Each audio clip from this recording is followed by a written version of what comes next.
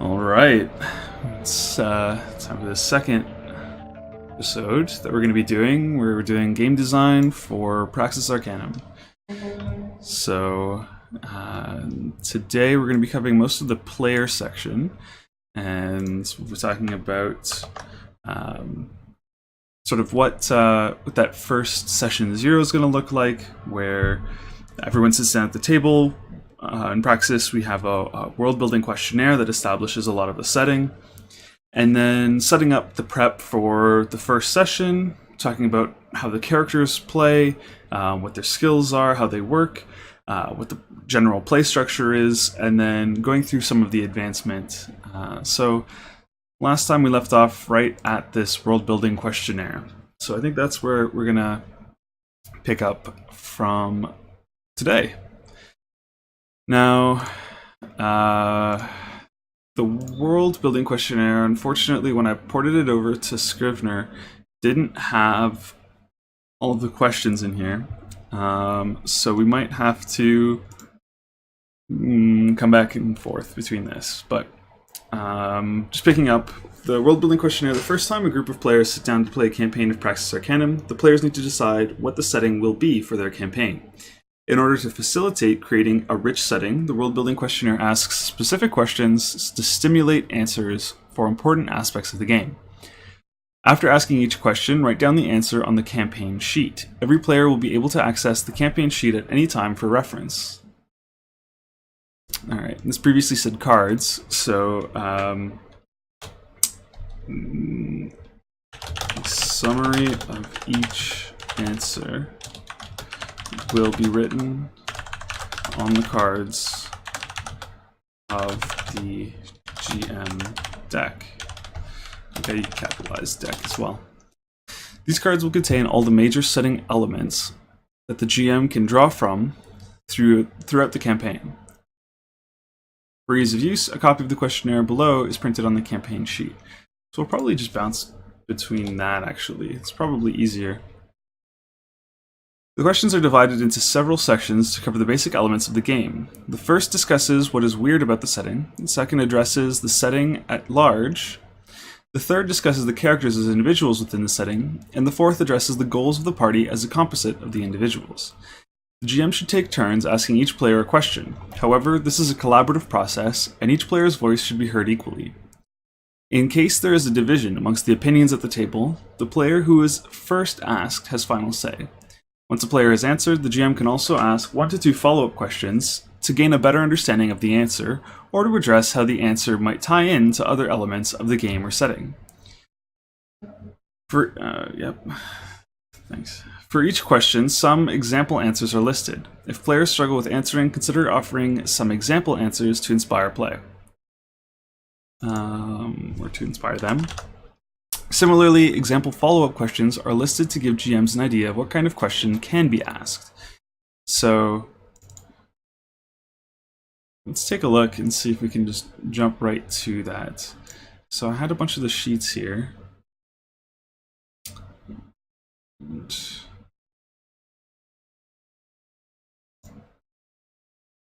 Okay, well, it's not working. Oh, there it goes. Okay.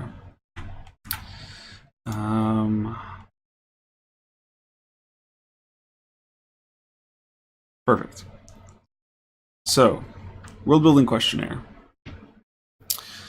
The questions are asked about the setting and the weird. I think this is an old version, actually. So what I'm going to do is actually pull up what I believe is a slightly more recent version of this. And I'm going to have to do a bit of a weird screen share thing to be able to see it, because Word's very angry when it's using the OBS Studio Lab. So I'm going to quickly switch over to the world building questionnaire of my Word document. There we go. So this is basically the same text that I was reading before. This is the Praxis Arcanum document that I had last been working on, but I've moved it all over to Scrivener just so that I could have each section as its own chapter. But I like this view better for looking at the questions asked. So dividing up some of the questions into the setting, the weird, I guess this comes back to the setting, and the character, and then finally the party. So the weird kind of takes a strange space in how I want to split up these questions, but I think once we get into it, we'll have a better understanding of why this happens, and I might just need to find better phrasing for each of these sections. So the first three questions that I want to ask, what is a theme, an element, or a location of the game that sort of resonates so that the first player wants to inspire the rest of us with? So I've had some pretty crazy answers with this. One of my friends had said something like there's 364 days of darkness out of 365, and that was sort of the element or theme. Like the idea of darkness was what he wanted to contribute to the game. So I've given some examples here: pirates, the idea of fish in the ocean, the idea of airships, just starts sort of the seed of what can exist in our setting. And I think everything follows from what that theme or element or location or whatnot can be. This is intended to be a very flexible and open question so that we can sort of just start with a concept, an idea of something that people want to explore. If you wanted to say historical Civil War era conflict, then that is the seed that starts the rest of the campaign. Some of the follow-up questions are intended to just give a little bit more exposition into why this is something that we want to explore, or what elements really draw us in. So what about this do you like? What tropes come with it? So you can kind of take some reference material here and say, if I'm looking at airships, I might be drawing from sources like more steampunk, something kind of like geez, why am I drawing a blank on this now? BioShock. You can have a little bit more of an influence that you're carrying over from the things that you've experienced with it. If it's pirates, it might be like Pirates of the Caribbean, Sid Meier's type, Black Flag, whatever it is that you're influenced by when you're thinking of pirates, that can come into play in establishing what this game world is like. Second question is, what is the technology level?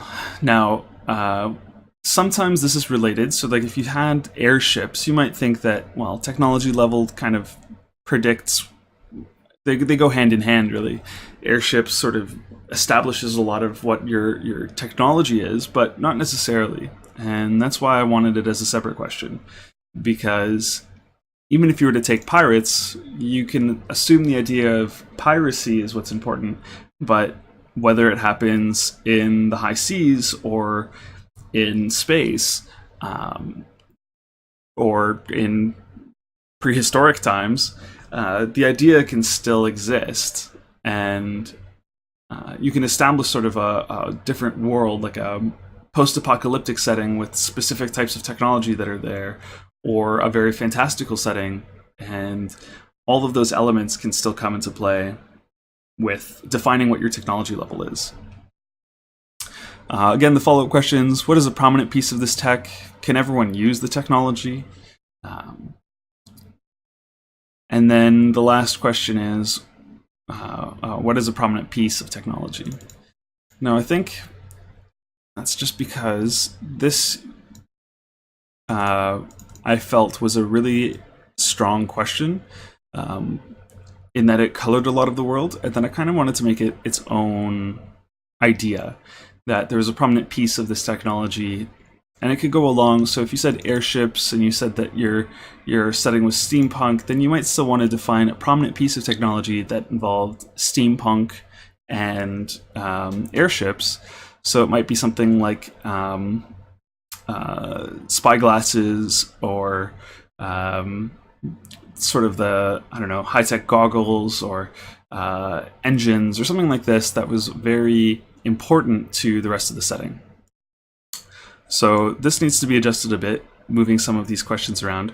I'm not going to worry too much about them right now, because I think I'm going to focus more on what the Scrivener document has and what I can do to adjust some of the world building section in the game already, just the text, and then I'll come back to some of the questions and see exactly how I want to address the questions and move them around a bit. But overall, what I'm hoping to do is just to get the foundation down for these questions. So once I've established some of the basics for the setting, I move to the weird. And the weird is an interesting concept. The idea behind it is that in every setting of Praxis Arcanum, there should be something that's a bit supernatural or strange, and I'm calling that the weird. So the first question is, what is supernatural about this world? And we're going to call that the weird. So this could be genetically engineered mutants, paranormal creatures, ley lines of magic. There can be tons of different ways of going about defining what your supernatural element is. We had a post-apocalyptic game, was the last one I played in, and the supernatural part was that nature had run rampant following the post-apocalyptic, or I guess the apocalyptic outcome, and Gaia as a force was the weird element, that it sort of mutated and became hostile, and the verdant nature was just explosive. So the follow-up questions: how does it work?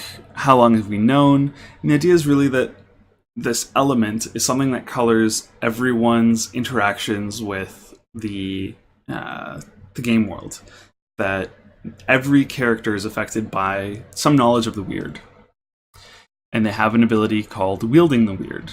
So every character can wield the weird in different ways. If you were to say our setting had paranormal creatures within it as the weird, this might be being able to commune with them. So you could say, like, you're like a psychic or an empath, and you're able to use that ability, wield the weird, by communicating with these paranormal, maybe like specters or ghosts, and use that as your way of wielding that bizarre element of our setting. Otherwise, you might say, well, maybe you can predict the movements of them. Like, you've tracked these creatures down, you know how they behave, you know what they're thinking, you you have sort of a sixth sense about them. You can kind of take this as like a Geralt of Rivia. You know how these creatures work. You understand what their weaknesses are, what their strengths, or you might be able to. You might be one of these types of creatures, and your way of wielding the weird is using whatever paranormal features that exist among that species. So, for example, if you were a specter of some kind or a ghost, you might be able to phase in and out of walls or reality.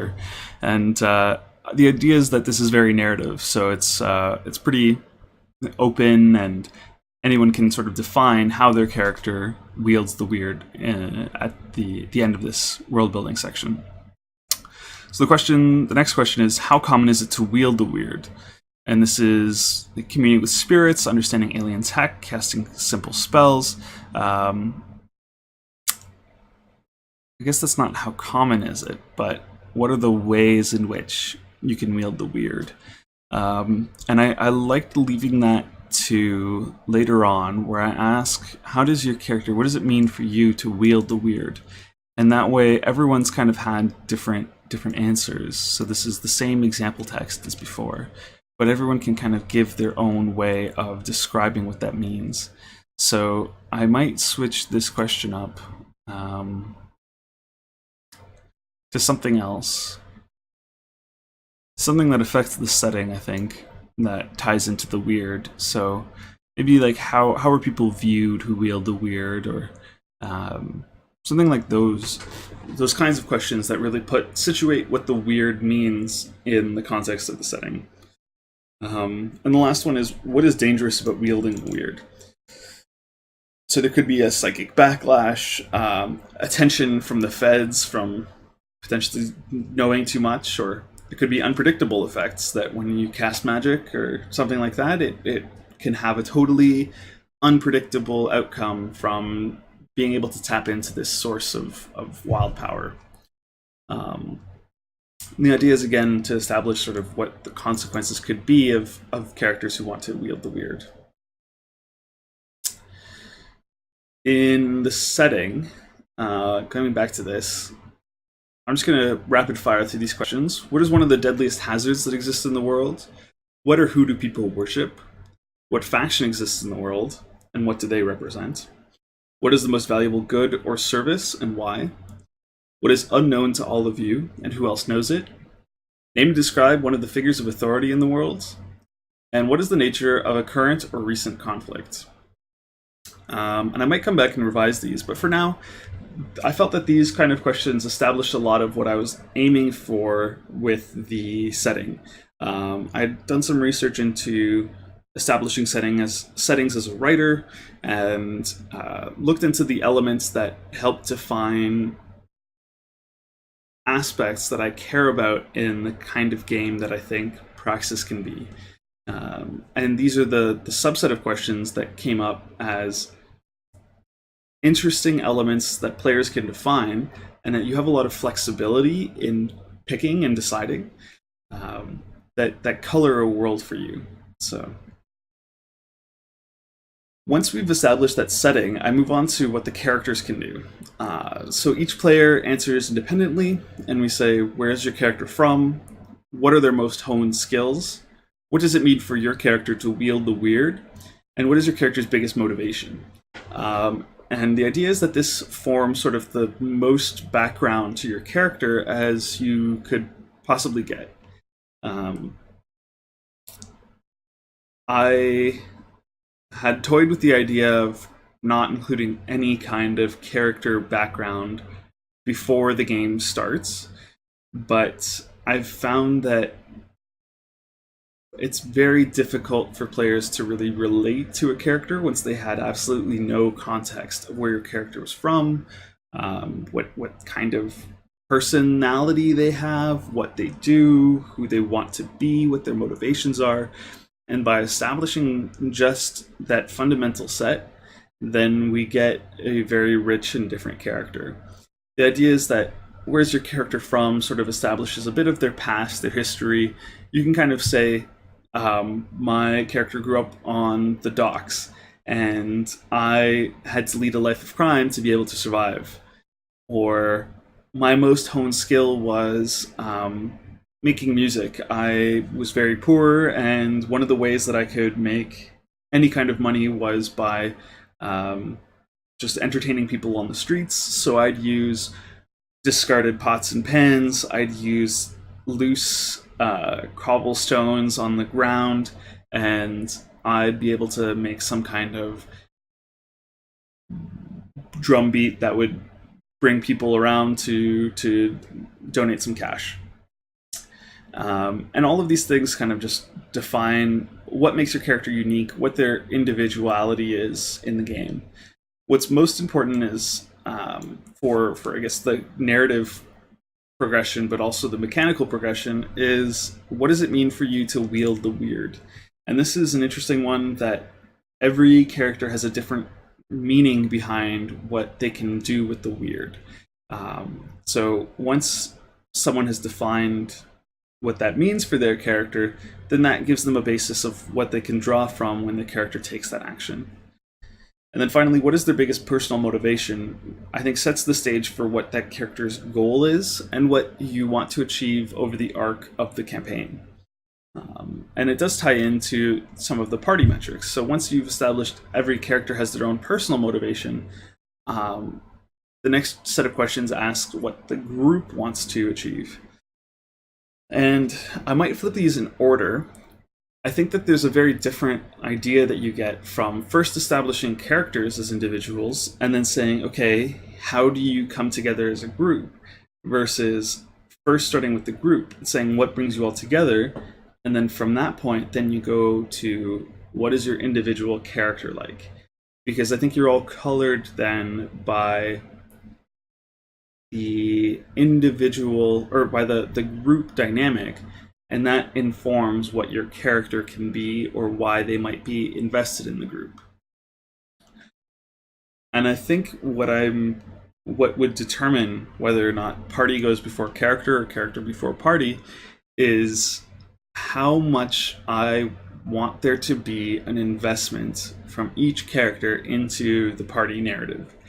And I think I want a strong one, because if I had the characters first, and I say everyone describes their personal motivations, they can be very different. They can be almost opposite to each other. There are less constraints on where this personal motivation can exist. And then I need to tie that into what the party's goal is. So there's a collective aspect here that might be weaker because of how disparate some of these personal motivations could be. If I did it the opposite way, you establish what your party goal is, and everyone buys in, and then the players individually try to find what their personal motivation is behind why they're in this party and trying to accomplish this goal. And I think in terms of the flow of how cards are written and where I want all of this information to be, I want there to be a discussion of the setting, which is written on the campaign sheet, the weird, the rest of the setting, and the party. Those are all things that I want written on the campaign sheet. And those are all easily accessible within reach of everybody. And then those are the cards that are summarized, or those are the questions that are summarized, one of each on a card from the GM deck. And then finally, the character is every player does individually to describe. So I think it might fit better if this was left towards the end. So the questions for the party would then be, what goal do you collectively seek to accomplish? What is your measure of success? Who opposes you in your goal? And what is the first objective towards completing your goal? Now, this is the only one that I like leaving at the very end, because this sets up what the first session objective will be. So I think that with each session of Praxis Arcanum, the objective is really to have a single target that the players define of what they want to accomplish, and then have that be the main focus. And once everybody has established what their objective is, they all work collaboratively towards that, and they move on with objective by objective in kind of a serial storyline. So each session is just, did we accomplish this objective, yes or no? And then you've moved on from there. So I'm going to swing back to some of the world building questionnaire aspect on Scrivener. And I think we're going to maybe leave a bit of this section untouched, just because there is a lot that we can do with filling in these questions that right now the tables did not port nicely over into Scrivener. So I'll just remove them entirely, but I'll have to come back and fill these in. But for now, let's just go through some of this text and make sure that that's all good. The settings created through the world building questionnaire have a commonality. There is something weird about them that goes beyond normal. Players define what they interpret the weird to be. The weird can be some magical force, like psionic aliens, or ritual spellcasting, an unnatural ability like mutant superpowers, or a superhuman ability with weapons, strange augmentative technologies from modern supertech, or societies long forgotten, and anything in between or beyond. Every character in Praxis Arcanum has some ability to work with the weird through an action called wielding the weird. Similar to the weird itself, wielding the weird can have different meanings depending on the setting. Every player character has uniquely adapted to the presence of the weird and has discovered their own way of interacting with it. A character may wield the weird of vampirism by draining a foe of blood, while another might wield that weird by knowing so much about vampirism that they are able to track vampires to their lair. Even when a specific way to wield the weird is chosen, how a character has acquired their abilities may also be different. A character who wields the ability to commune with ghosts may have that ability be magical in nature, or instead be the consequence of diligent study into the ways of the paranormal. How to interpret wielding the weird is entirely dependent on the player, the setting, and the individual characters. While it isn't necessary for players to think about how their character will wield the weird just yet, it can be useful to have this in mind when creating the weird, and then cue the questions about creating the weird. GMs are encouraged to take as much time as they can with exploring the world. Some topics may arise that don't have an answer yet, such as, why is the world this way? Or, who is here before us? Let the players ponder these questions, but do not answer them. They can remain a mystery until they need to be defined or revealed in the plot. Take note of these questions, because it means the players are curious about these topics. They might become interesting fodder for future sessions, where a player might have to choose between their objective and the answer to one of these mysteries. Make sure every player gets an opportunity to add or contribute to the creation of the world during this step. The players each play as an individual character in the world. The next section delves into what each character is like. At the beginning of the game, we'll have each character write something down about themselves on each of the 4 aces of their character deck. Wow, that was terribly misspelled. The answers to these questions will form the first 4 praxes for the character. When they would normally gain a new praxis on this card, they do not, but may still add a new card to the same suit of the character deck. See, all of this is confusing. We don't know what praxes are yet.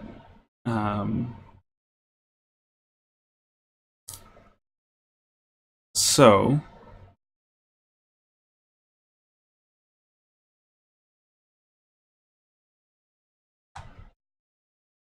I just flip them around a little bit for now. The characters are all together for a common cause called their goal. The following questions will help illustrate exactly what that goal might be. GMs should pay particular attention to this section to make sure every player voices their opinion and to remember that they are also a player of the game. And then cue the party section. And then players each play an individual. Okay. I think this sentence should just go away. And this way, we get to just say, this is what you do. You just write them down in the 4 aces of the character deck, and I should really have which question corresponds to which ace. But for now, I'm just going to leave it like this. We'll write it down on each ace, and when I create the table again for Scrivener, then I'll be able to define the ace of spades revolves around which question. On the ace of hearts, you write down the answer of which question, blah, blah, blah. Once complete, it is good to allow players, to add new cards to define any other aspects of the setting that was not previously covered in the world-building questionnaire.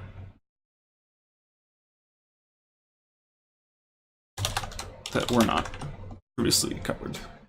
Occasionally, elements of the world will come up that do not suit the questions of the card, i.e., when answering the question, what faction exists, players might define 3 rival factions and their feud.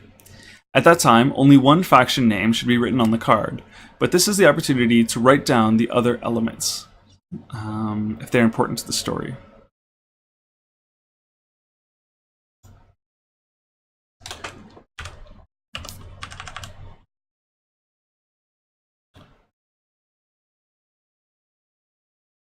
At that time, only one faction name should be written on the card.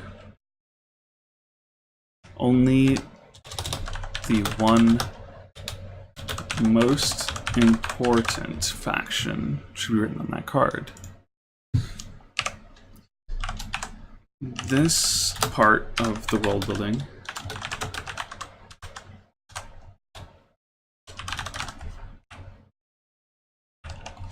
or now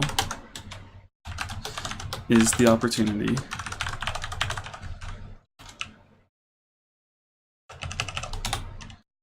to bring up those other factions and write down their descriptions if they are still important to the story. Try that again. When answering the question what factions exist, players might define 3 rival factions and their feud. At that time, only the one most important faction name should be written on the card. Now is the opportunity to bring up those other factions and write down their descriptions if they are still important to the story. The GM is encouraged to limit the amount of GM cards written on to 20. The answer to the final question, what is the first objective, will serve as the main clock for the first session of play. Whew. I have a hard time with some of these ideas where I want to define all these interlinking pieces of the game. Like, we've already talked about Praxis, but I think I got rid of that. Talked about clocks, the GM deck, the character deck, and none of that has been defined yet. Which makes me question whether or not this is the first section that I should really be focusing on for the players, or whether I should talk about the characters first, and then do the world building questionnaire. Because then at least every character knows how the characters work, and what the deck of the character represents. We'll have to see. I've included a section in between the world building questionnaire and defining what the characters are, or I guess just mostly just right after this, session 0, because that's what this world building questionnaire really is session 0. And maybe that's worth naming.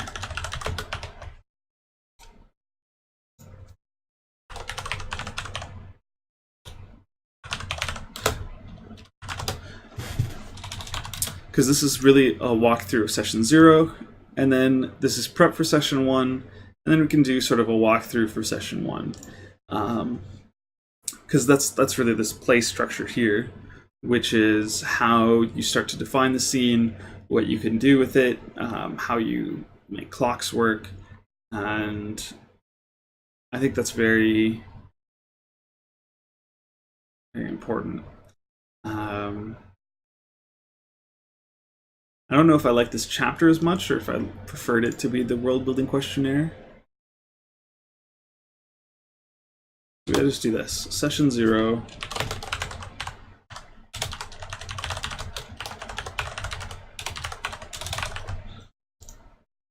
World building questionnaire. So the idea behind this chapter would be to discuss preparing for session 1.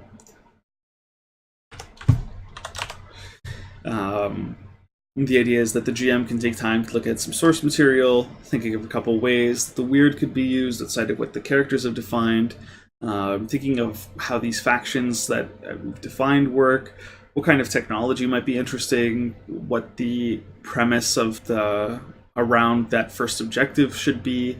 They can design the environment, the characters, the NPCs, that kind of stuff, and take time to flesh out what the game world could look like. And then at the same time, the players can reflect on the world that they've created. And I think this is a good opportunity that if you are a player who had a harder time being assertive, I guess, in the world building questionnaire aspect of the game, if there was a topic that was troubling or somewhat upsetting that came up and you don't want to touch on that aspect, now is sort of a second chance where you can say, hey GM, I don't feel comfortable with these kinds of topics in the game, and I'd prefer if we fast forwarded through them. And this is part of like the safety mechanics that I think can be included in the game. And just having it hard-coded in as what players can do during this time, or what they should do, what the expectation is really, that during this prep for session 1, the GM has a lot to do in terms of setting up the session, but players should also have the responsibility to inform the GM if there are topics that they can anticipate coming up that they don't want to touch on. The whole idea behind this is that the GM deck and this world building questionnaire sort of establishes what the bounds are of what the game universe should be about. If there are topics that come up during that world building questionnaire, that's everyone's opportunity to discuss what fits, what doesn't fit, what we want to touch on, what we don't. And then the GM deck becomes the conglomeration of all of these concepts and ideas that when the GM is revising and trying to create their next session, they can look at this and say, well, these are the aspects of the game world that we've all agreed upon and decided that we want to explore. So let's delve deeper into those aspects. So I think that it's important to have this as a responsibility for the player at that time. And this section is largely unwritten still, but for now I'm going to breeze past it, and then I'll kind of come back and I might fill this in a bit. So the next section is on characters and who they are. So mechanically, characters are defined by 4 core aspects. This is the muscle memory, which is, I think one of my design team had suggested, this is physicality. System of reflexes and skills acquired through the character's training. Characters who hone their muscles, their physicality, are best able to act under pressure. These are represented by clubs cards. So physicality is tied with clubs. And someone had suggested as well that what I do with this is that aspect clubs.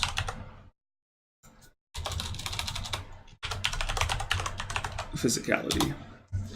So physicality, knowledge, beliefs, and weird are the 4 core aspects. And I think I'm just going to remove this.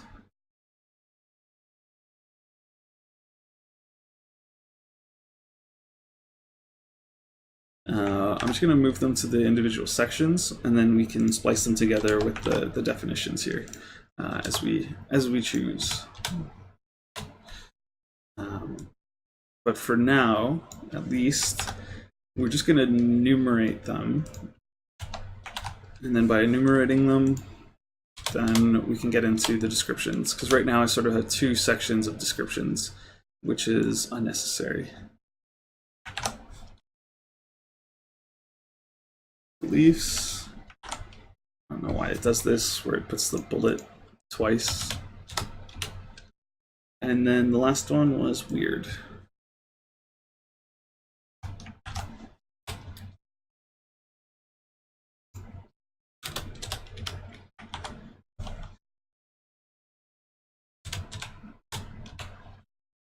Okay.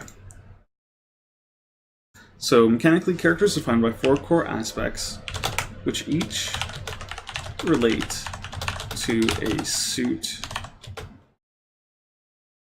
of cards in the player deck.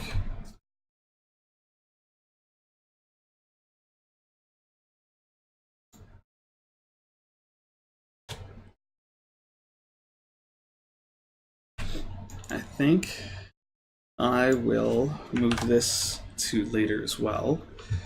So characters are defined by 4 core aspects, which each relate to a suit of cards in the player deck. And then we've got the aspect of clubs, the aspect of diamonds, the aspect of hearts, and the aspect of spades. And then I should include a separate section right after this on basic actions.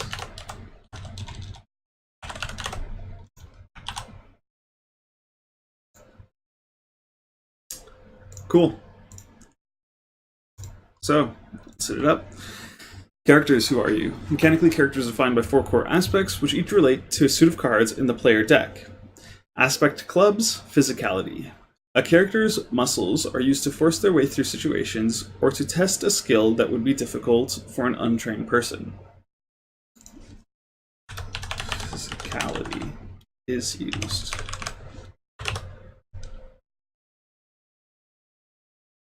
For instance, when a character acts to pry open a sealed door, or to coerce a merchant by force, or to do a backflip over an enemy, they're using their physicality and motor skills.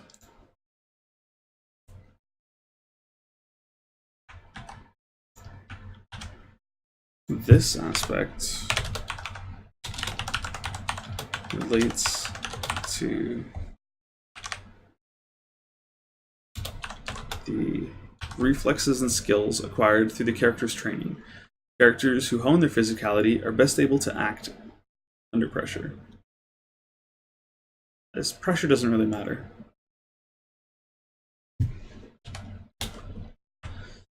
These are represented by clubs cards. A character's physicality is used to force their way through situations or to test a skill that would be difficult for an untrained person. For instance, when a character acts to pry open a sealed door, or to coerce a merchant, or to do a backflip, they're using their physicality and motor skills. Perfect. I think that's great. I think that gives a nice, complete picture of what physicality can do in this game, and where I want those kinds of skills to end up. Aspect diamonds, knowledge.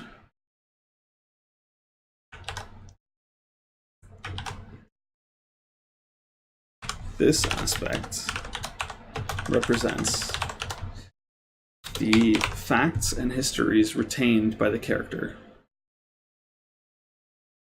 These can be of themselves or of the world at large. Characters who focus on gaining knowledge are better able to recall information. These are represented by diamonds cards. Knowledge encompasses everything characters know as fact.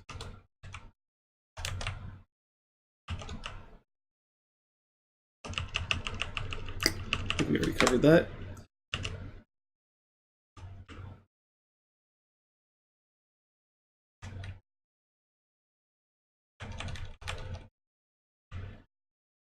I think if I replace this sentence here, of themselves, the history at large, with this sentence. These include... Oh, these are represented by diamonds. Oops.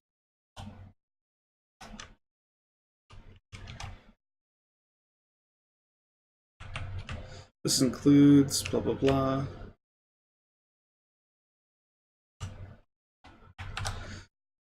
Yeah, I have two parts about when you act, like when you use the skill, and then when it, like I define characters who hone their physicality are best able to act, and then blah, blah, blah, blah, blah. And then, for instance, when a character acts. So I should move these.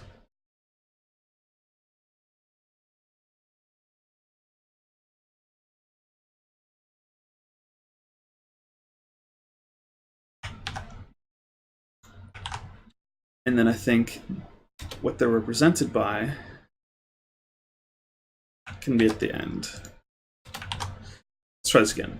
This aspect relates to the reflexes and skills acquired through the character's training. The character's physicality is used to force their way through situations or to test a skill that would be difficult for an untrained person. Characters who hone their physicality are best able to act. For instance, when a character acts to pry open a sealed door, or to coerce a merchant by force, or to do a backflip over an enemy, they're using their physicality and motor skills.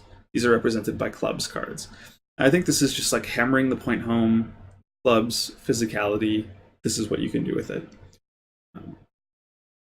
For diamonds, this aspect represents the facts and histories retained by the character. This includes the history of the world, the lore of distant lands or mythical creatures, as well as their own background. Characters who focus on gaining knowledge are better able to recall information. A player may recall previous knowledge to aid them in a situation. They may know who leads a town or of a secret passageway they took as a child. These are represented by diamond cards. Aspects. Beliefs. Aspect hearts. Okay.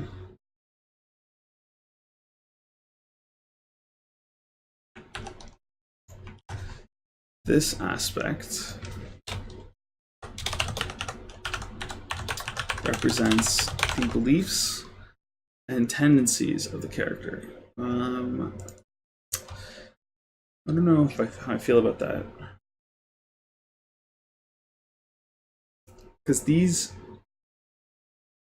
establish how you relate. Beliefs. It's like empathies, really. It's like how you're able to connect with others.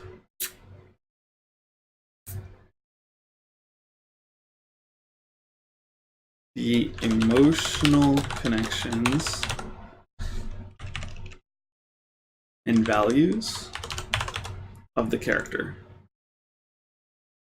The character's beliefs reflect their internal realizations. This introspection informs where emphasis is placed when interacting with others. When a character uses their beliefs to observe a situation or scene, they identify what they value. No, this is observe still. This is the older.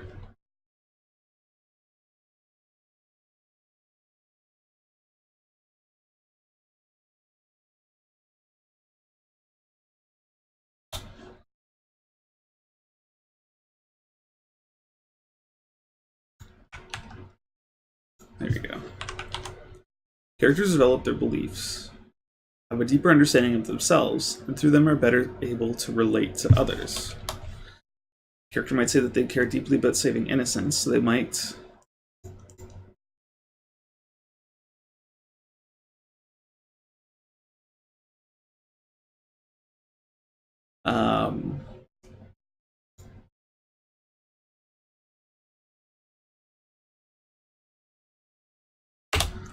yeah. If you have a belief, you're able to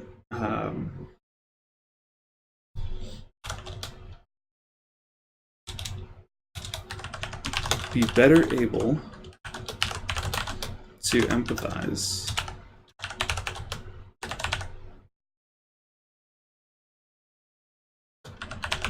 to others who share that belief.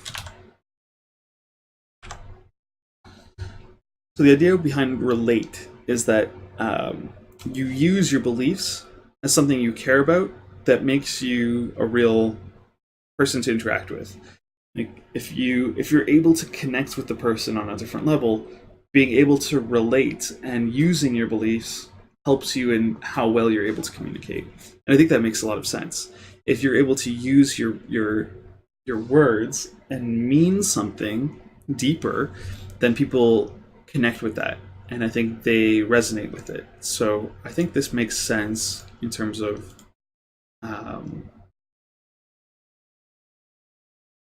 a kind of connection between these two skills. So, this aspect represents the emotional connections and values of the character. The character's beliefs reflect their internal realizations. I don't know if I like the sentence. I think I'm just going to leave that like that. This introspection informs where emphasis is placed when interacting with others. Characters who develop their beliefs have a deeper understanding of themselves, and through them are better able to relate to others.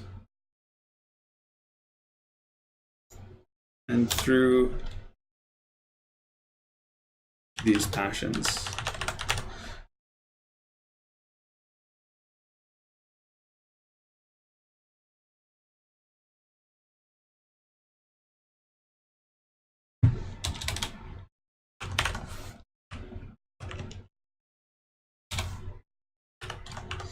they're passionate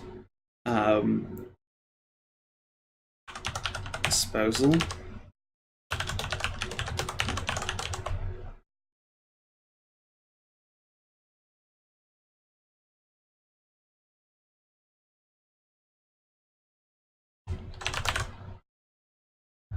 A character might say that they care deeply about saving innocence. They will be better able to empathize with others who share that belief.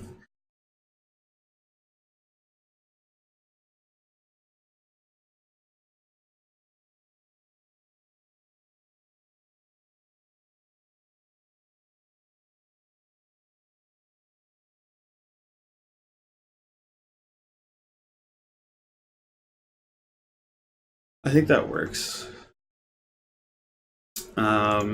And aspect spades, weird.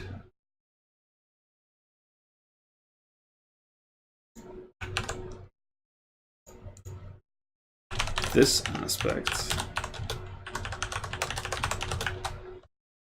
represents the strange, paranormal, or magical element of the setting that has shaped the character.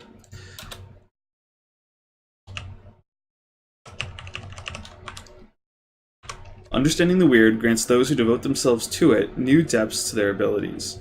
When a character wields the weird, they call upon their understanding of this strange force, whether an innate power or a learned understanding, to influence the weird elements of the world. An investigator might wield the weird to understand how a monster has killed its prey, while a mutant might wield the weird to spit acid.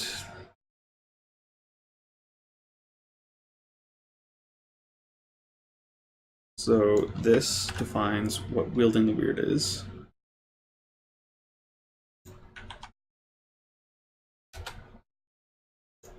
And these are represented by spades. This aspect represents the strange, paranormal, or magical elements of the setting that has shaped the character. Understanding the weird grants those who devote themselves to it new depths to their abilities. Those who delve deeper into the weird are better able to wield it, whether to channel, employ, or simply know of it. When a character wields the weird, they call upon their understanding of the strange force, whether an innate power or a learned understanding, to influence the weird elements of the world. An investigator might wield the weird to understand how a monster has killed its prey, while a mutant might wield the weird to spit acid. These are represented by spades cards. Each aspect is connected to one of 4 basic actions, which are readily applicable in a variety of circumstances. Since the character deck starts with the ace, 2, and 3 of each suit, the starting character is equally capable in all respects, but will later develop specialized areas of competency through play. I think that sounds good. I think I might just want to reiterate what those 4 basic actions are. These are act,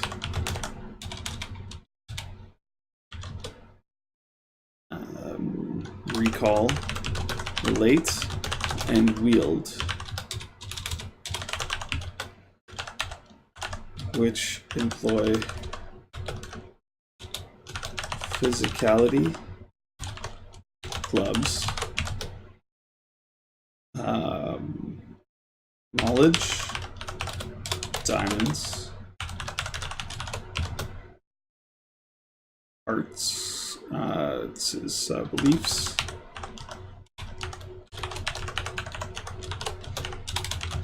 And weird spades, respectively. So the character deck starts with the ace, 2, and 3 of each suit. Certain character is equally capable in all respects, but later develop specialized area to compensate through play. Cool. Health. The health of a character is represented by 3 different mechanics. First, stamina is reduced when a character fails tests.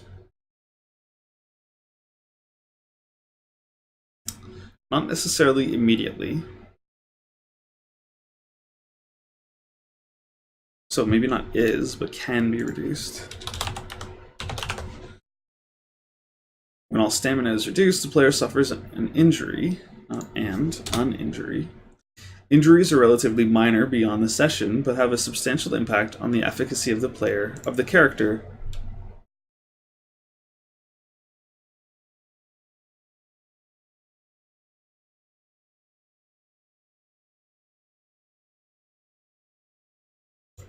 Only lasts for the current session, but have a substantial impact on the efficacy of the character.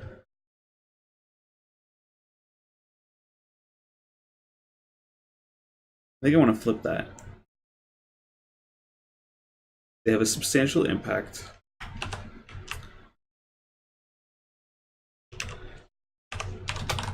but only last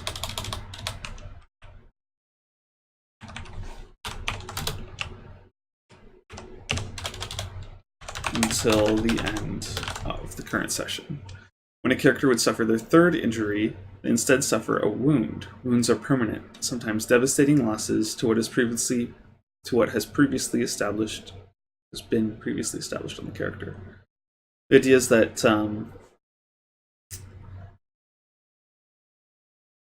this is something that would be like a devastating loss, like a long-term wound.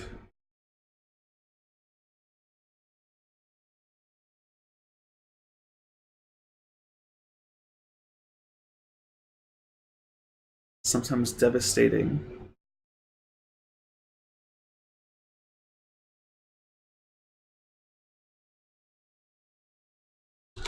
To what is known about the character.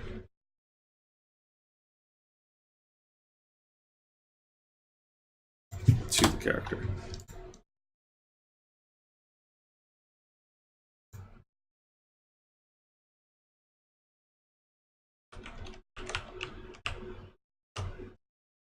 Cool. I think that's good. So, up here we define stamina, wounds, and injuries. Stamina represents the character's ability to stay standing through physical, mental, and emotional strain, and reflects the fitness of a body. Throughout a character's adventures, adversity may inflict harms or damage onto a character, which is reflected by reducing their stamina. While it is easily lost, it is not so easily regained, so players should take care to manage their character's stamina. Each character starts with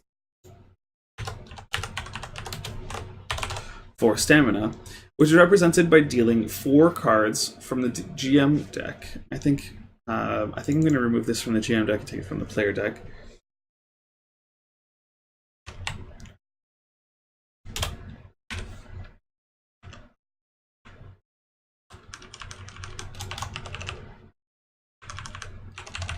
Take any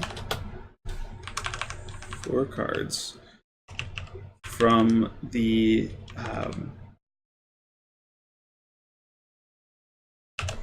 each player should take any 4 cards from the unused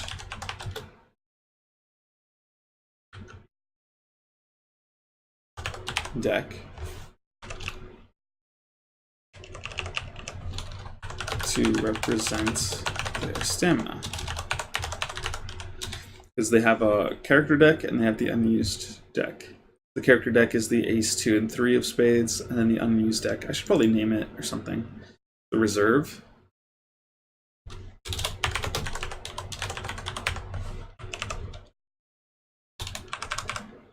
to represent their stamina. Let me find where else I've defined reserve, because I say somewhere that you take the ace 2 and 3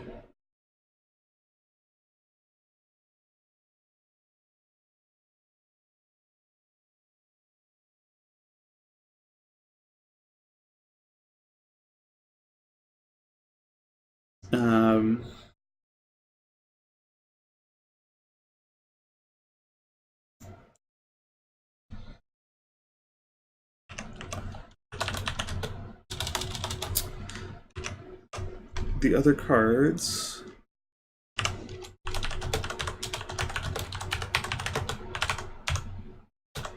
you reserve.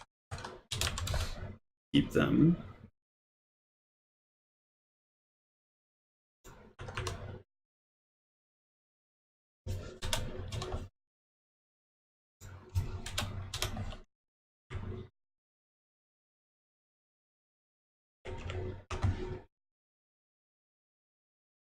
Okay, great. Cool. So we've established what the reserve is, and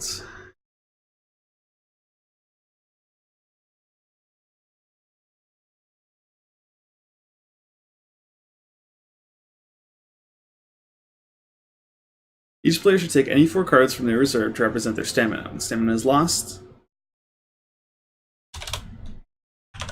remove a card from the stamina section and send it and place it back into the reserve. In addition to forcibly being lost, a player can elect to lose stamina to interrupt the action out of turn. To do this, to declare that they would like their character to spend stamina to interrupt. The player may spend 1 stamina to immediately have their character perform an action.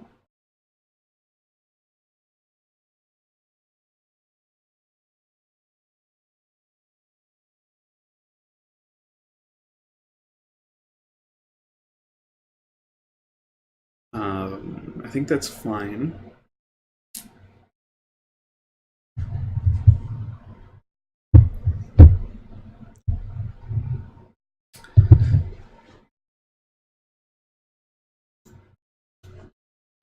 Uninterrupted.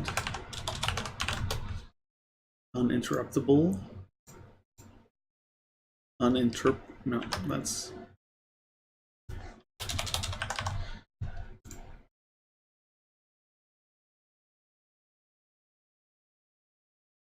The idea is, by adding this word, I just say that if I spend stamina to interrupt you, you can't spend stamina to interrupt the action that I've just decided to take. So the ideas behind this is what I've seen in some games where character A says, I'm going to punch the NPC, character B says, no, don't do that, and then there is this kind of conflict of back and forth of, but I want to, but no, you shouldn't, don't do it. In this way, you kind of say, whoever wants to do it, spend your stamina, and you'll do the action, no interruptions. And it's really on player B, who says, no, don't do that, that if they wanted to interject into the scene, they would have to spend the stamina to be able to stop the action that has already been declared. That's the goal. That if it really matters to them, they are straining themselves to be able to accomplish what their objective is. And by only having 4 stamina, it really puts a lot of pressure, I think, on the players to manage their resources. When a character's stamina reaches 0, the character is defeated and sustains an injury. If they would receive their 3rd injury, they instead sustain a wound. After receiving an injury or wound, the character regains half their stamina, rounded up, and continue playing. I think I've mentioned somewhere else that everything rounds up, but I will quickly check because it was in this general tips. have values rounded down. Okay, so I should probably round down here as well, just to keep it consistent. It was in characters.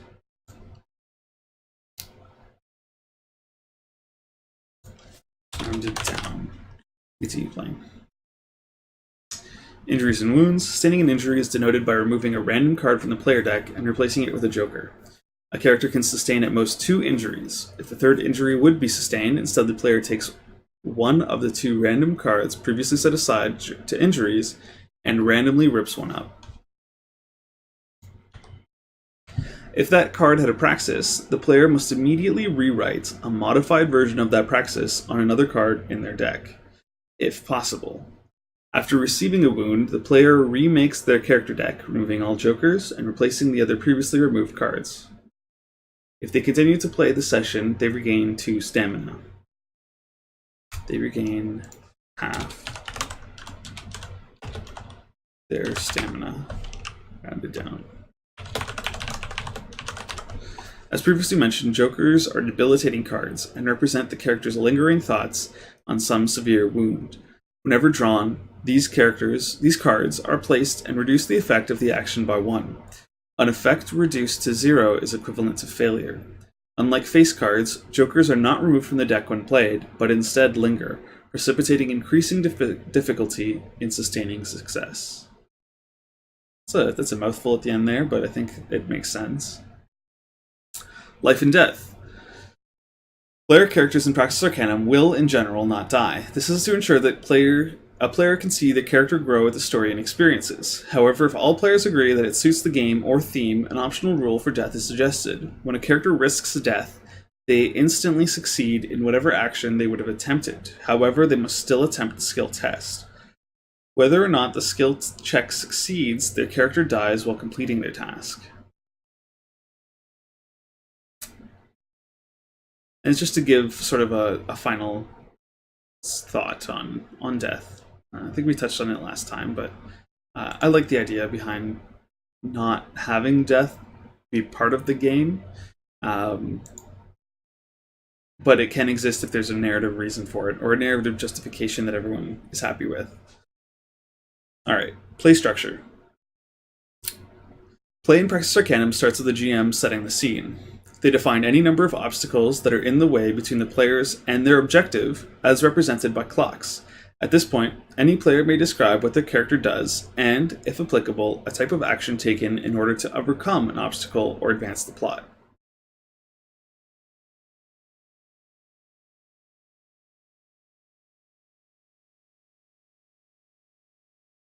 I think that makes sense. The GM establishes the obstacles in the way of completing the objective. The players describe what the character does, and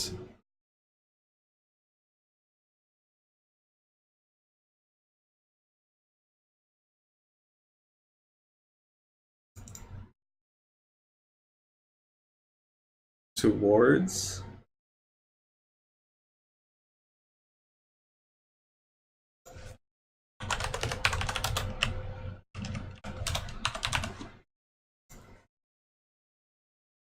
overcoming an obstacle or advancing the plot. At the beginning of the game, there are only 4 types of basic actions that each character has available. These allow them to recall, relate, act, or wield. Wow. It's weird spelling weird. The weird. It's the IEs, but EI, whatever. Once a player has established what action they would like to take, the GM indicates how much pressure exists around the action. While the GM may individually assign the pressure of any given test, the session sheet indicates a default pressure to apply, which starts at standard and may move up or down depending on in-game consequences. Selecting a level of pressure directly influences the number of cards the players will draw from their character deck. Now, I think that this is an interesting point. The idea behind this pressure gauge is to give every player the idea of knowing how difficult their tests are going to be, how difficult things are for them. But if the GM can individually assign pressure, then what's the point? I do like the idea, however, that the GM can have some kind of influence over it, because I want the GM to be able to determine when players are doing things that are absolutely ludicrous. But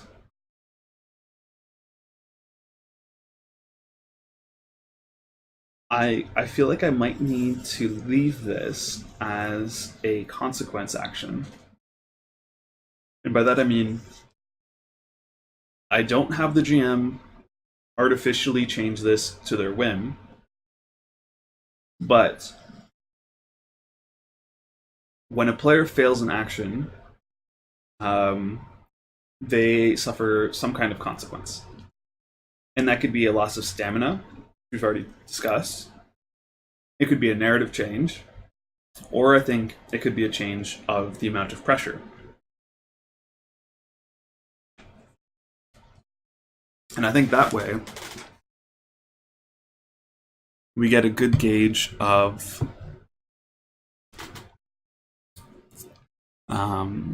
exactly how much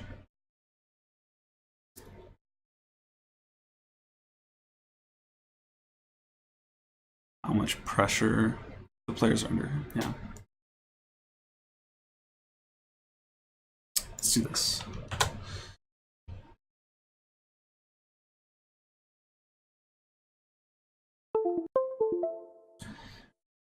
Session sheet indicates a default pressure to apply, which starts at standard and move up or down depending on in-game consequences. Selecting a level of pressure directly influences the number of cards the player will draw from their character deck.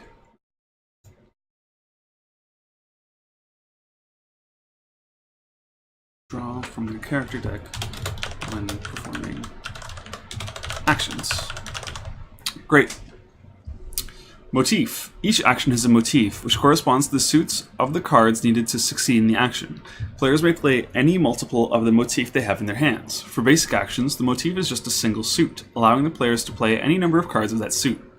For advanced actions, the motif is 2 or more suits.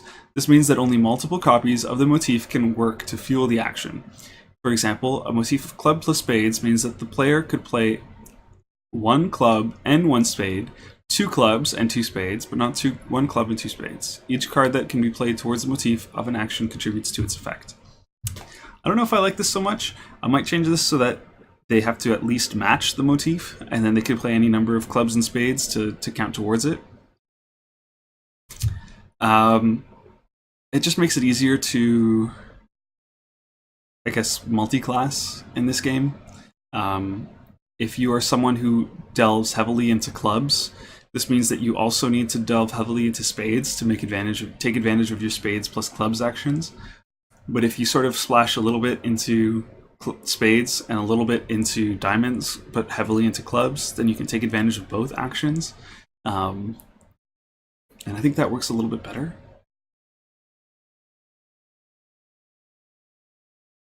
All right, let's write that quick.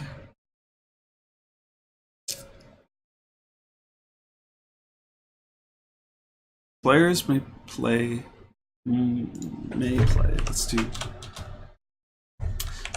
in order to succeed, for an action to succeed, a player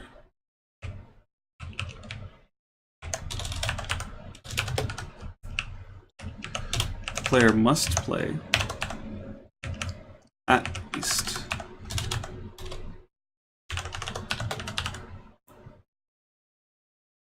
1 card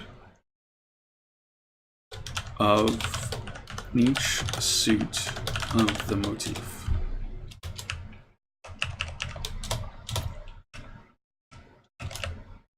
From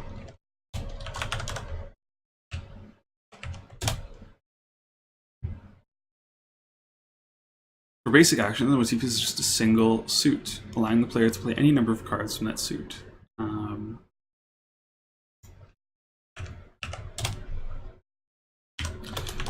For example, the action, the motif for act is 1 club, while the motif for wheel or suit late is 1 heart.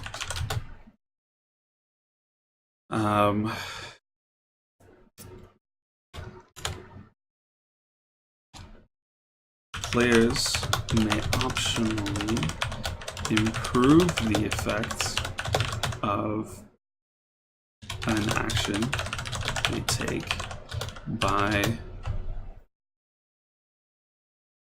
playing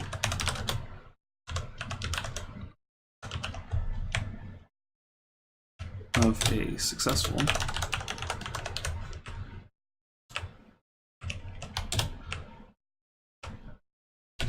cards from the motif.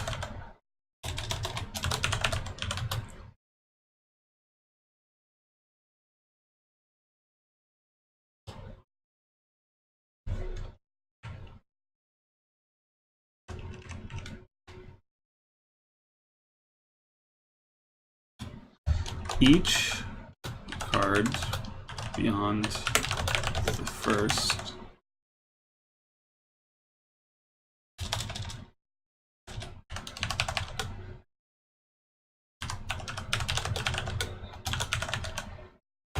improves the effect of the action.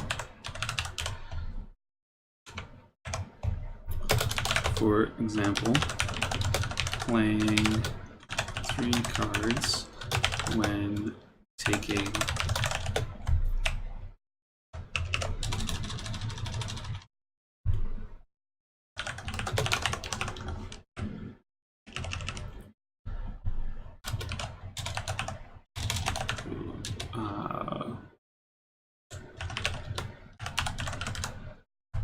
the wheeled action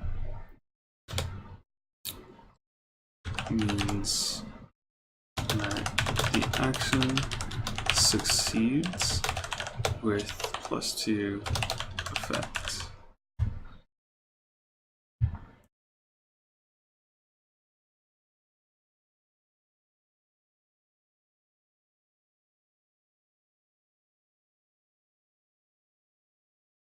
For advanced actions, the motif is of 2 or more suits. This means that only multiple copies of the motif can work to fuel the actions. Nope, that's different now. For example, a motif of club plus spades means that the player could play 1 club and 1 spade to succeed. Then any number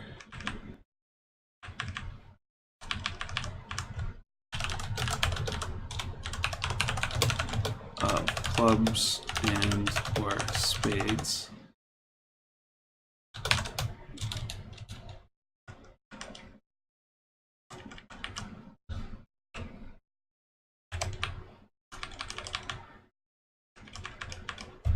towards improving its effect. Great.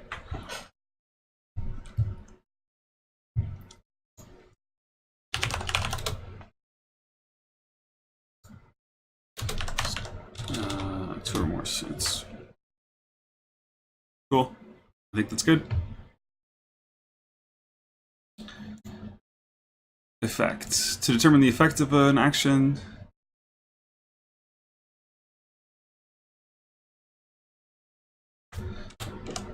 sum add the number of cards played after the motif. Succeeding an action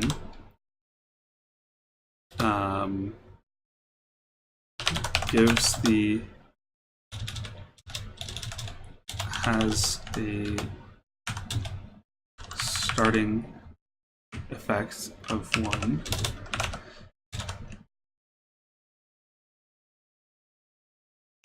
Add 1 for each card.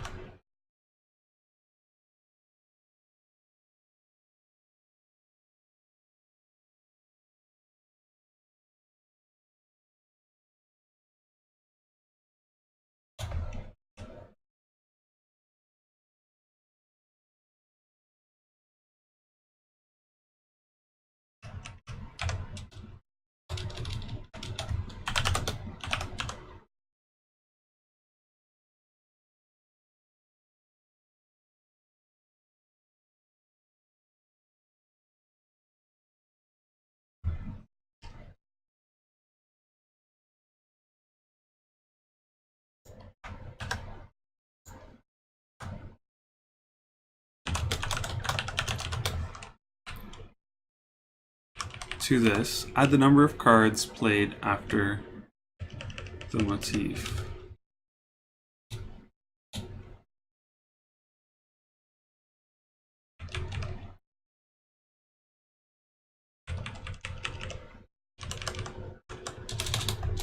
The effect is improved by 1 for each card played after the motif. If you cannot form a complete multiple, okay, that's fine. This is all old stuff.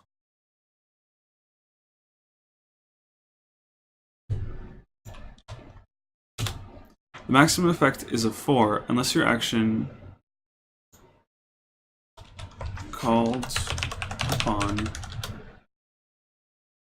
a praxis on one or more of the cards played during the action. Whenever an action is resolved, each effect must be meaningful in mechanics and in fiction. Okay. Last few things, I think, because I gotta head out of here pretty soon. Clocks. In Praxis Arcanum, the action of a session is driven by an overarching objective. This objective will form the first clock and the effective win condition for the players. The GM should also establish a parallel counter-objective clock, which represents the lose condition before the objective is out of reach. Whenever a clock is established, the GM takes a number of cards from 2 to 8 to represent the amount of complexity needed to resolve a clock. Most player actions remove cards from a clock, either towards the objective if successful or towards the counter-objective on failure. Removing all cards from a clock represents completion.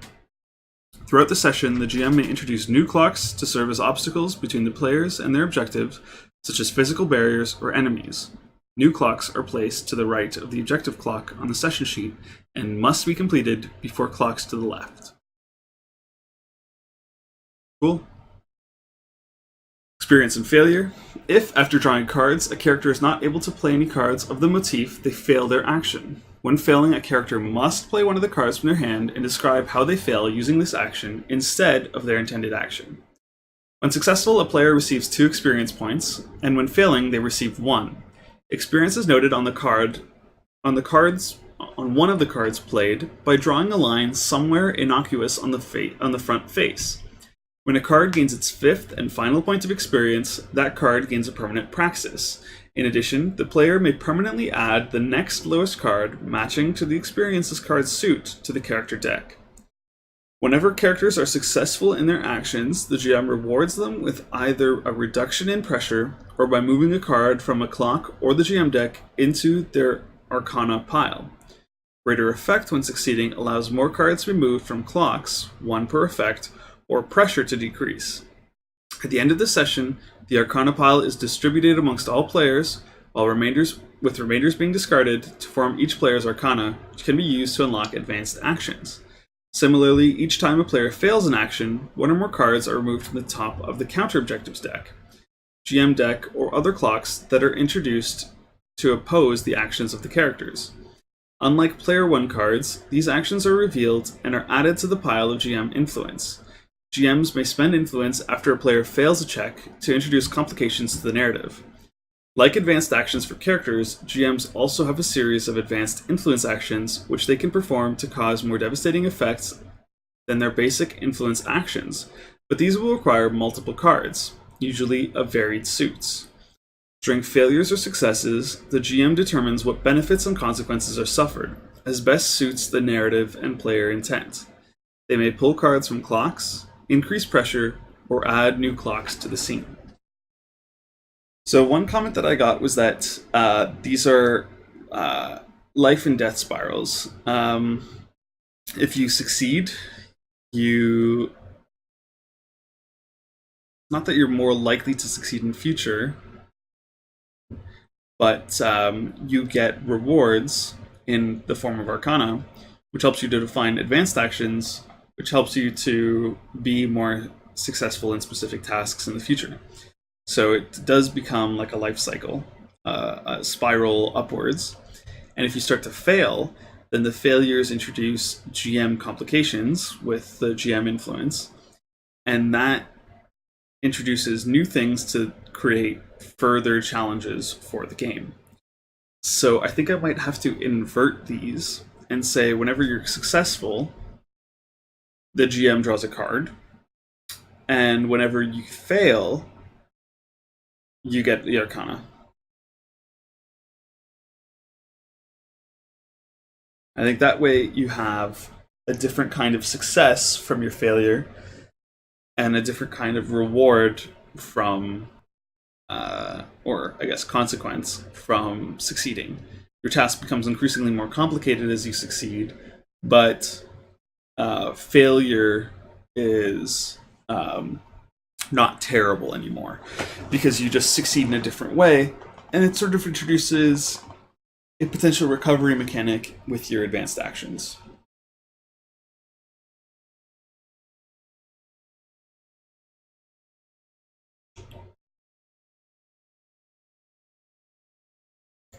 Okay.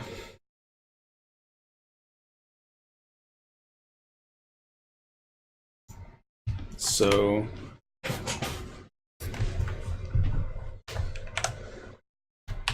this card is added to the pile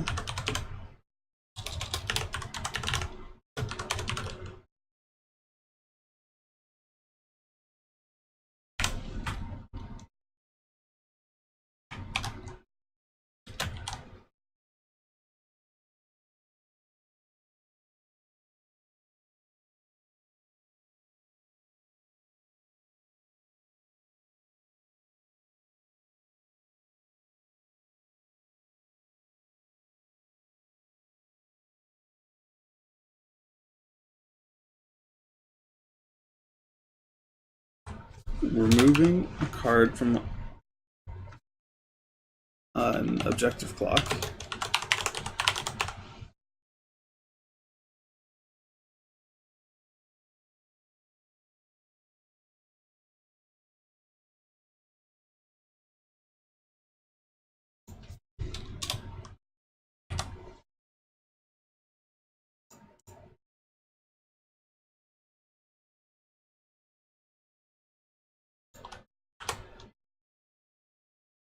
These cards are revealed and added to the pile of GM influence.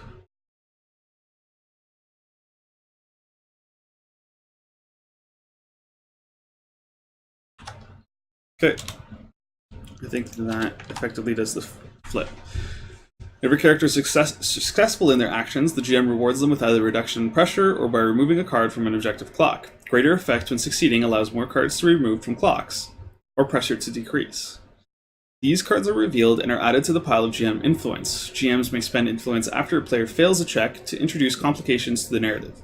Like advanced actions for characters, GMs also have a series of advanced influence actions which they can perform to cause more devastating effects than their basic influence actions, but these will require multiple cards, usually of varied suits. Similarly, each time a player fails an action, one or more cards are removed off the top of the counter-objective deck, GM deck, or other clock that are introduced to oppose the actions of the characters. This card is added to the Arcana pile. At the end of the session, the Arcana pile is distributed among all players, with remainders being discarded to form each player's Arcana, which can be used to unlock advanced actions. During failures or successes, the GM determines what benefits and consequences are suffered, as best suits the narrative and player intent. They may pull cards from clocks, increase pressure, or add new clocks to the scene. Face cards. The three face cards, Jack, Queen, King, and a standard deck of cards may sometimes make their way into the character deck. These cards have special rules. At the end of the action in which they are drawn, they are immediately removed from the deck, whether or not they are played. When played, they bring the effect of 4. They do not gain experience after being used, and they cannot have a praxis written on them. Jokers. There are 2 jokers in a standard deck of cards that may sometimes make their way into the character deck. They also have special rules. They are always played when drawn, and reduce the effect by 1 to a minimum of 0 to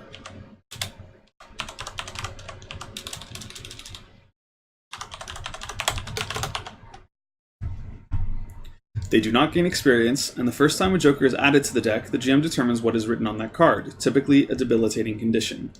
So the idea is that the praxis becomes something that your character has to struggle with consistently. Those become defining features of your character that come back to haunt them. Advanced actions. This part's going to be pretty fun. It's a work in progress, but the idea is that advanced actions require 2+ cards to be successful. They mechanically have a large impact on stamina, clocks, or deck manipulation. May be situational depending on the fictional context, i.e. creating an explosion can help with finding a way out with a desert, but it might help with dealing with a group of people or with some kind of other terrain that needs to be destroyed. Advanced actions will have minor drawbacks, which can be alleviated with increased effect. And these are unlocked at the end of the session with Arcana. And I think that's good for now. Advanced actions. In addition to the 4 basic actions, characters will gain Arcana at the end of each session, which they can put towards learning advanced actions. These advanced actions typically have 2 or 3 card motifs and have powerful effects. At the end of each session, players receive a certain amount of Arcana from the GM. Each character may invest their Arcana into learning new advanced actions. The first time any character learns a new advanced action, they pay the full cost. If at the end of a session a character wants to learn an advanced action that was unlocked, no, this is all gone.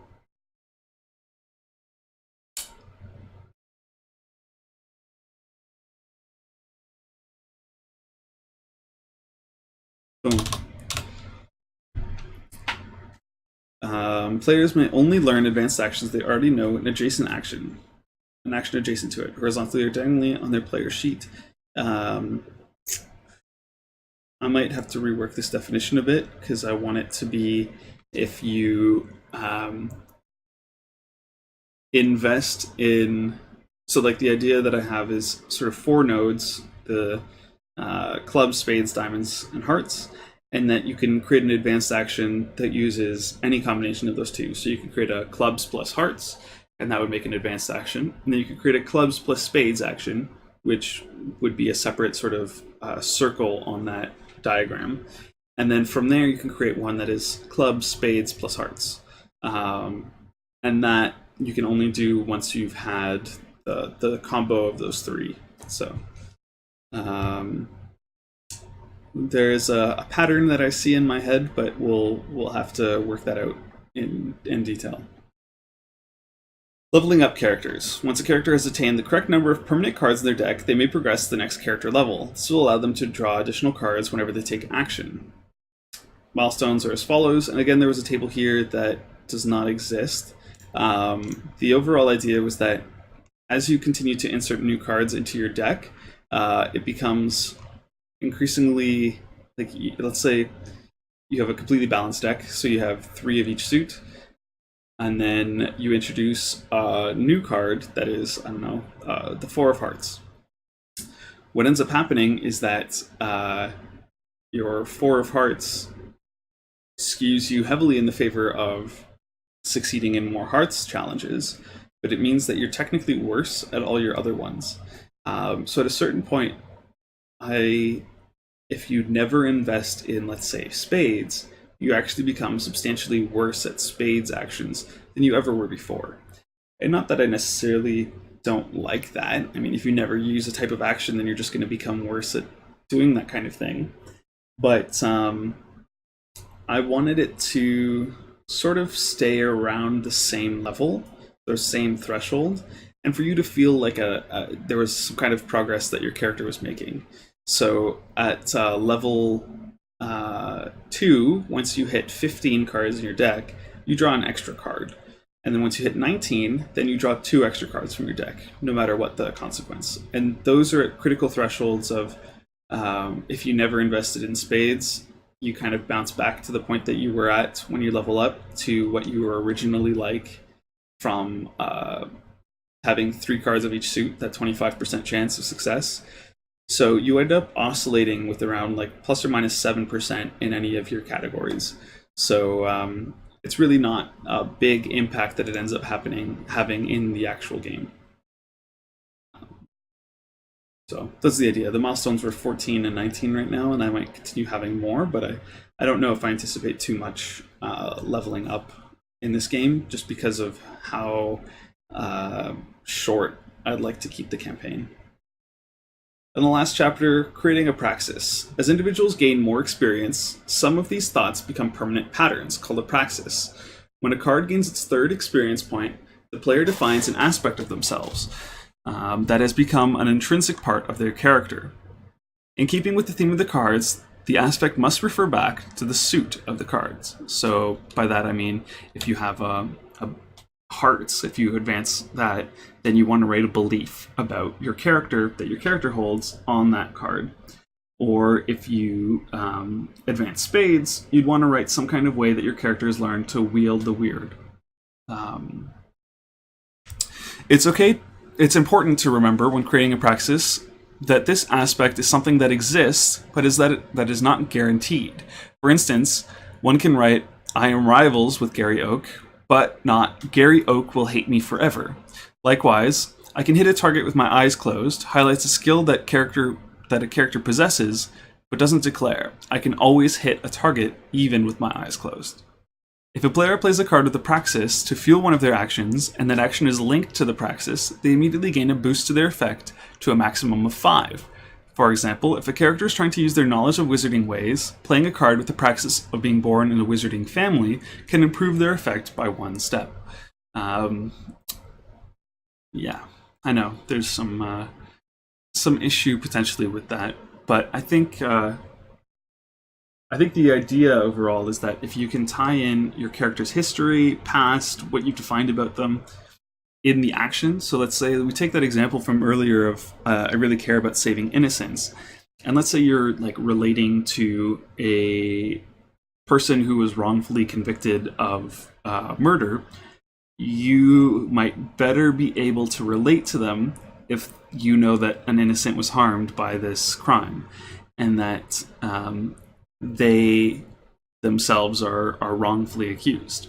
So you might have a better intuition on whether or not this person was telling the truth or not. So that's the idea. All right. Well, that looks like it's everything from the player section. The next time we'll be talking about the GM section of the game, which is talking a bit about the GM's influence, how they can adjust clocks, deal damage, increase the pressure, change information, how to run the campaign, so some of the session flow, advanced actions from the GM, and some sample stories, which might just be sort of an idea of how the game is intended to be structured and played. But overall, that is today's session for Praxis Arcanum. I hope you had some fun listening to me babble on about my game, and I think that will be it for today. I'll be back streaming next week, Tuesday, 10 a.m. And for those on YouTube, hopefully you'll just be able to move on to the next video. All right. Have a good one, everyone.